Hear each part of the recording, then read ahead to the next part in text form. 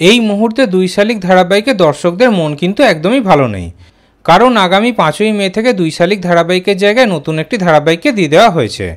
1 বছরও হয়নি ধারাবাহিকটি সম্প্রচার হচ্ছে, তাহলে কি 1 বছর হওয়ার আগেই ধারাবাহিকটিকে শেষ করে দেওয়া হবে? মাত্র 7-8 মাসের মধ্যেই ধারাবাহিকটিকে শেষ করে দেওয়া হবে? এই চিন্তায় কিন্তু দর্শকদের মন একদমই ভালো নেই। দর্শকরা চাইছে যে দুই শালিক ধারাবাহিকটিকে যেন এত তাড়াতাড়ি না শেষ করা হয়। চ্যানেল চাইলেই ধারাবাহিকটিকে অন্য কোনো স্লটে পাঠিয়ে দিতে পারে, কিন্তু খবর নিয়ে তো জানা গেছে যে দুই শালিক ধারাবাহিকটি শেষ হয়ে যাবে।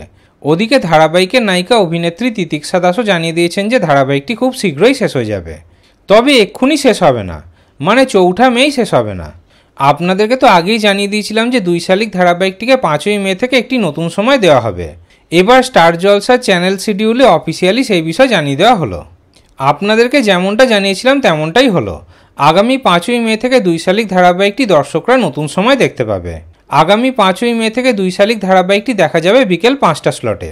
এই বিষয়ে চ্যানেল থেকে তাদের অফিসিয়াল টাইম শিডিউলে জানিয়ে দেওয়া হয়েছে। তবে এই স্লটেও কিন্তু খুব বেশি দিন ধারাবাহিকটি সম্প্রচার হবে না, মাত্র 1 সপ্তাহ অথবা 2 সপ্তাহ সম্প্রচার হয়ে ধারাবাহিকটি শেষ হয়ে যাবে। ধারাবাহিকের নায়িকা অভিনেত্রী তিতিক্ষা দাস জানিয়ে দিয়েছেন যে তাদের ধারাবাহিকের কাজ কিন্তু এখনও শেষ হয়নি, তবে খুব শীঘ্রই ধারাবাহিকটি শেষ হয়ে যাবে। তাহলে আপনারা আগামী 5ই মে থেকে দুই শালিক ধারাবাহিকটি বিকেল 5টার সময় দেখতে পাবেন। এই পুরো বিষয়ে আপনাদের কি মতামত কমেন্টে অবশ্যই জানাবেন।